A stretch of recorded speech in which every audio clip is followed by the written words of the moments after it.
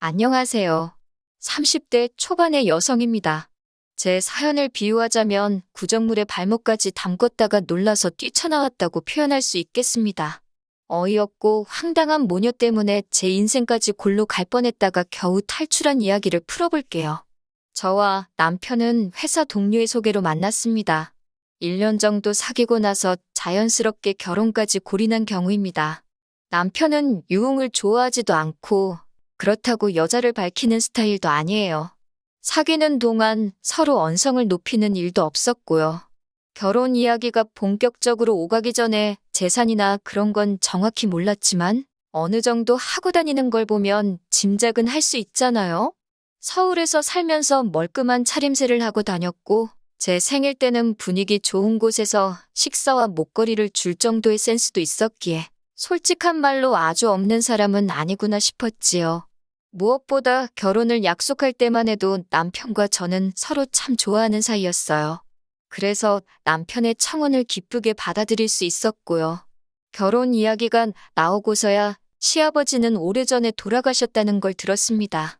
지금은 시어머니와 남편, 그리고 6살짜리 애를 혼자 키우고 있는 나이 어린 신우와 함께 살고 있다더군요. 신우는 남편과 6살 차이였고 아이는 19살에 가졌다고 했습니다. 가출했다가 임신한 채로 돌아왔다며 애아빠가 누군지 본인도 모른다고 하여 찾을 수도 없었대요. 바른생활 사나이 같은 남편에게 이 정도의 대형 사고를 친 여동생이 있다는 점이 좀 충격이긴 했지만 제가 신우랑 결혼하는 것도 아니고 신우가 아이가 있다는 이유만으로 결혼을 엎어야겠다는 생각은 하지 않았습니다. 적어도 제 남편은 정상이었으니까요. 시아버지가 안 계시니까 양가 어머님만 모시고 식사 함께 하는 걸로 상견례를 대신하게 되었습니다. 저희 친정 부모님 나름의 배려셨어요. 그런데 그 자리에 신우가 따라 나올 줄은 몰랐습니다. 신우가 나올 줄 알았으면 저희도 그냥 친정아버지까지 모시고 상견례를 할 걸 싶더군요. 아무튼 상견례 자리에 나온 신우는 시어머니가 하셔야 하는 이야기까지 자기가 나서서 하고 있었습니다. 누가 보면 신우가 저를 며느리로 보는 줄 알 정도였어요. 집은 어떻게 할 거냐, 혼수랑 예단은 어떻게 할 거냐, 어찌나 꼬치꼬치 따지던지 어이가 다 없더군요. 결혼도 안 해본 한참 어린 신우가 너무 나대니 솔직히 꼴싸나왔습니다. 거기다 신우 애가 얼마나 정신사납게 돌아다니는지 행여 넘어지진 않을까 신경이 쓰여 죽겠더라고요. 그때 결국 저희 친정어머니께서 시어머니께 부모하고 당사자들끼리만 대화를 하는 게 좋겠다고 다시 자리를 잡자고 하시더군요. 그제서야 남편이 신우에게 그만 좀 나대라고 화를 냈습니다. 시어머니도 신우에게 밖에서 기다리던지 조용히 하던지 하라고 한 말씀 하셨고요. 그러자 신우는 자기가 틀린 말 한 것도 없는데라며 궁시렁거리더니 애를 데리고 휙 나가버리더군요. 그제서야 자리가 조용해지고 정신이 맑아지는 기분이었습니다. 또한 남편과 시어머니의 반응을 봤을 때 신우가 설치기는 해도 모든 일을 좌지우지하지는 못하는구나 싶어서 다행이다 싶었고요. 시어머니의 말씀에 의하면 돈이 여기저기 묶여 있어서 한 번에는 못 준다며 저희 쪽에서 먼저 1억을 해올 수 있냐고 물었습니다. 당신들은 5천에 자동차와 혼수를 해오겠다면서요. 언뜻 계산해봤을 때 혼수와 자동차만 해도 어차피 5천은 넘겠다 싶었고 그럼 거의 반반 결혼이 되겠다 싶었습니다. 그래서 그렇게 하는 쪽으로 이야기가 되었어요. 집은 최대한 양가에서 도와준 범위 내에서 준비하기로 했습니다. 저와 남편이 각자 모아둔 돈은 각자 알아서 관리하기로 했고요. 결혼식 비용은 손님들이 주실 축의금으로 대부분 충당이 가능할 것 같았고 부족한 부분 역시 반반 부담하기로 했습니다. 모든 것이 매끄럽고 원만하게 흘러가서 결혼 후 제 앞날도 순탄하기만 할 줄 알았습니다. 그런데 인생은 정말이지 예측 불가였어요. 신우는 계속해서 저희 결혼식장에서 자기 애를 화동으로 세우라고 고집을 피웠습니다. 하지만 상견례 때 정신사납게 뛰어다니는 걸 봐서인지 정말 내키지 않더라고요. 남편에게 신우 좀 말려보라고 했지만 지난번과 달리 남편은 그냥 한 번 시켜주고 평생 생색내면 되지 않겠냐는 식이더라고요. 거절할 이유도 마땅치 않고 애한테 좋은 추억이라도 만들어주자는 말에 결국 알겠다 승낙을 했습니다. 하지만 결혼식 당일날 저는 기절하는 줄 알았습니다. 화동이 하얀색 원피스 입는 거야 그렇다 치지만 신우가 하얀색 원피스를 입고 올 줄은 몰랐어요. 원피스도 보통 원피스가 아닌 무슨 영화배우들이 시상식 때나 입을 법한 드레스를 입고 왔더라고요. 하객들도 웅성거리고 저도 너무 열받아서 신우에게 이게 지금 무슨 짓이냐고 따졌습니다. 그러자 신우가 한다는 말이 자기는 결혼식에 가본 적이 없어서 이런 걸 입으면 안 되는지 몰랐다는 거예요. 제가 그럼 인터넷이라도 찾아보던가 우리한테 물어라도 봤어야지 이게 뭐냐고. 오빠 결혼식에 그런 걸 입고 오는 사람이 어딨냐고 빨리 가서 갈아입으라고 화를 냈습니다. 그러자 시어머니는 저더러 윗사람 행세하는 거냐고 예쁘기만 한데 왜 그러냐고 저한테 뭐라고 하시더라고요. 그러자 저희 친정부모님도 시어머니에게 왜 저한테 뭐라고 하시는 거냐며 딸간수나 똑바로 하시라고 사부치셨어요. 서로 감정이 격해지다 보니까 하객들도 눈치를 챈 건지 웅성거리기 시작했습니다. 사실 이미 신우가 그딴 걸 입고 왔을 때부터 수군거리는 소리가 들려왔지만 애써 무시하고 있었는데 진짜 화가 머리끝까지 나서 표정 관리가 안 되더라고요. 남편은 일단 양쪽 다 좀만 참으라며 신우한테 결혼식 끝나는 대로 저에게 정식으로 사과하라고 했습니다. 저는 신우한테 도저히 안 되겠다고 그냥 애 데리고 집에 가라 했습니다. 그러자 신우는 눈을 치켜뜨고는 우리 오빠 결혼식인데 네가 뭔데 가라 마라 하냐고 난리더군요. 그래서 제가 남편에게 그냥 이 결혼식 하지 말자고 했습니다. 시어머니는 뭐 이런 경우가 다 있냐며 그러면 결혼식 비용은 저더러 다 내랍니다. 자기 하객들한테도 사과하고요. 아주 막무가내도 이런 막무가내가 없더군요. 친정아버지가 경우가 너무 없으신 거 아니냐 하니까 남편 없는 여자는 서러워서 살겠냐며 나오지도 않는 눈물을 쥐어짜더군요. 정말 이 결혼 엎어버려야겠다 생각하고 있는데 남편이 신우의 뺨을 때렸습니다. 너 때문에 이게 지금 무슨 꼴이냐고요. 그러자 신우가 벌개진 볼을 부여잡고는 엉엉 울더라고요. 남편은 조용히 식장 구석에서 식이라도 구경하고 가던지 아니면 당장 집에 가라고 화를 냈습니다. 시어머니는 아무리 그래도 그렇지 동생 뺨을 때리냐며 남편에게 신우가 가면 당신도 가시겠다고 하더군요. 그러자 남편이 그러신다면 어쩔 수 없다고 조심히 가시라며 등을 보였습니다. 이런 남편을 보고 있으니 저도 마음이 좀 누그러졌고 친정 부모님의 화도 조금 진정이 되신 눈치였어요. 결국 남편 말대로 신우가 맨 끝자리에 앉고 사진 찍을 땐 빠지는 걸로 결정이 났습니다.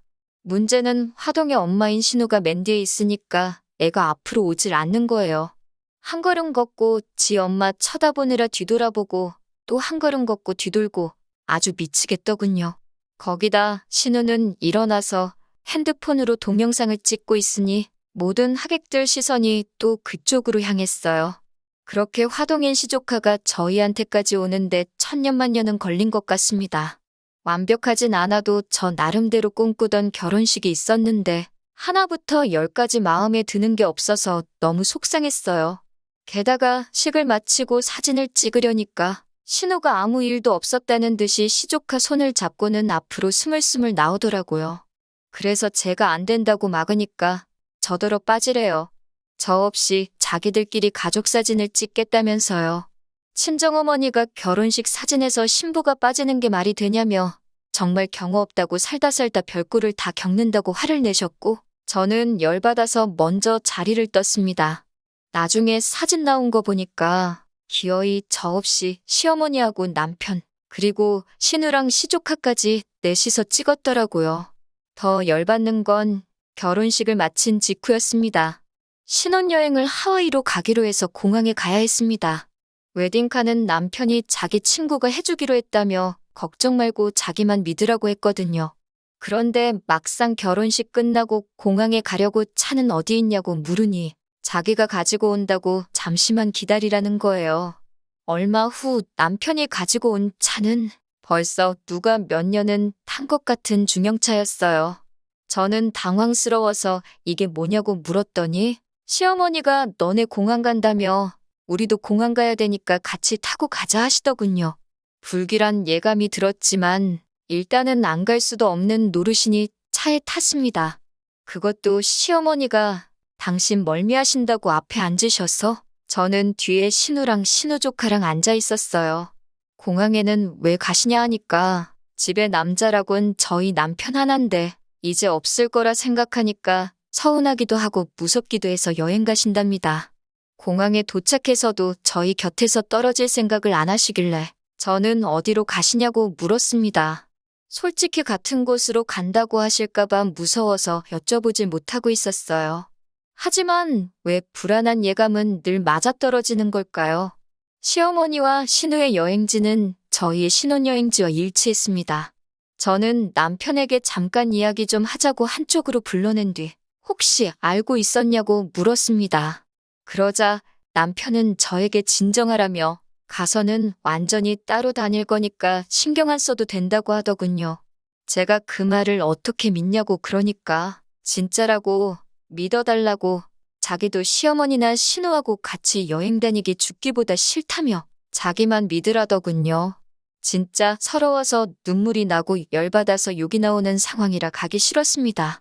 하지만 막상 안 간다고 말하려니 여러 가지 생각들이 머릿속을 스치더라고요.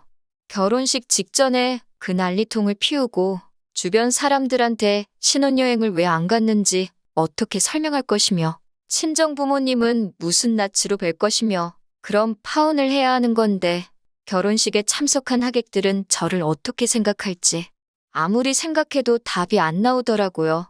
결국 저는 남편의 말을 마지막으로 믿어보기로 하고 같이 여행을 가게 되었습니다. 그리고 남편의 약속대로 시어머니와 신우의 숙소는 저희 숙소와는 조금 떨어진 곳에 위치해 있었습니다. 저는 비로소 안도의 한숨을 내쉬었고 근사한 곳에서 남편과 저녁을 먹으며 시간을 보냈습니다. 하지만 늦은 밤이 찾아오고 첫날 밤이라 분위기 좀 챙기려는데 남편 핸드폰이 미친 듯이 울리더라고요. 남편은 샤워 중이었기에 제가 전화를 받았더니 벌써 잘 준비를 하냐면서 여기 경치도 좋은데 맥주나 한잔 하러 가자고 신우가 그러더라고요. 그래서 어른들이 맥주를 마시러 가면 시조카는 어쩌냐고 물었습니다. 그러자 시조카는 한번 잠들면 누가 업어가도 모른다고 괜찮다는 거예요. 제가 제정신이냐고 애를 혼자 호텔에 두고 술 먹을 생각을 하냐고 한 소리 했습니다. 그러자 신우가 그렇게 걱정되면 남편이랑 같이 자기 숙소에 와서 저는 시조카를 보랍니다. 자기랑 시어머니는 제 남편이랑 나가서 맥주라도 한잔 해야겠다고요. 제정신인가 싶어서 아가씨는 피곤하지도 않냐고 잠이나 자라고 하고 전화를 끊어버렸습니다. 씻고 나온 남편에게 신우가 전화했었다고 진짜 미친 거 아니냐 그러니까 맨날 집에서 애만 키우다가 밖에 나와서 애가 정신을 못 차리나 보다고 미안하다고 했습니다. 그러면서 오늘 하루 저더러 마음고생 많이 했다고 미안하다고 또 사과를 하더라고요. 남편이 사과를 한다고 해서 망쳐버린 하루를 돌이킬 수 있는 건 아니었지만 그래도 조금 위로가 되기는 하더군요. 이튿날이었습니다. 느지막이 일어나 호텔 수영장에서 좀 놀다가 점심을 먹으러 가는데 신우에게 또 전화가 오더라고요. 그러더니 밥을 먹으러 가고 싶은데 말이 안 통해서 그런다며 저희더러 같이 가자는 거예요.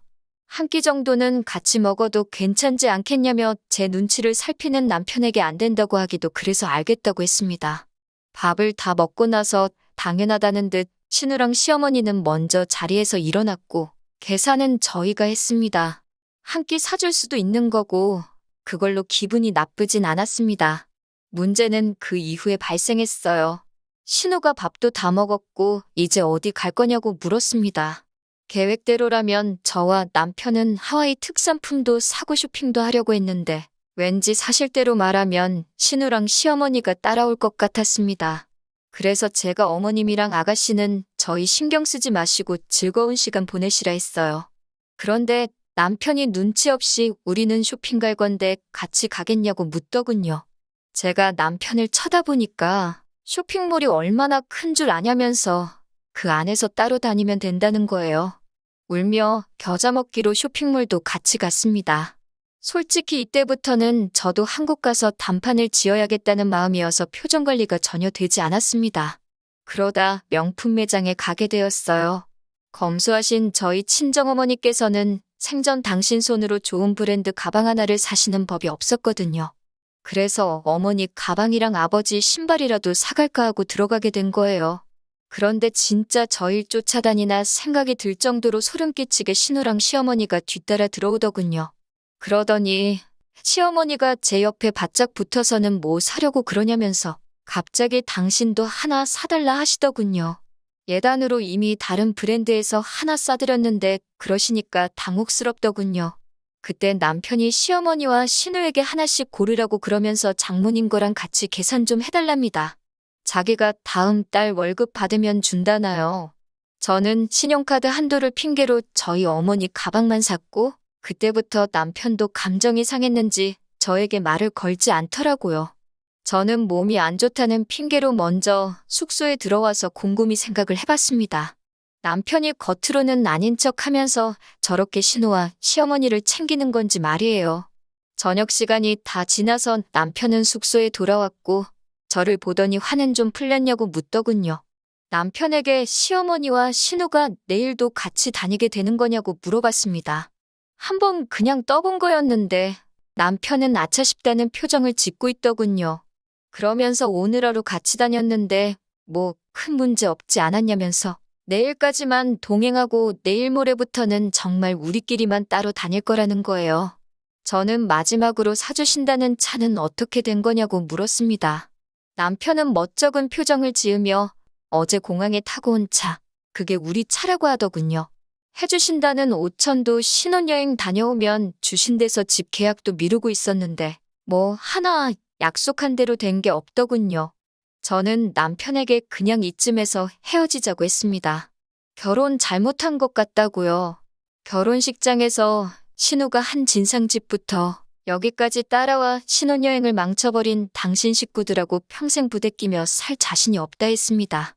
남편은 정말 딱 내일까지만 같이 다닐 계획이었다면서 시어머니도 신우도 남편도 없이 불쌍하게 살았기에 자기가 거절을 못해다며 조금만 이해해주면 안 되냐고 그러더군요.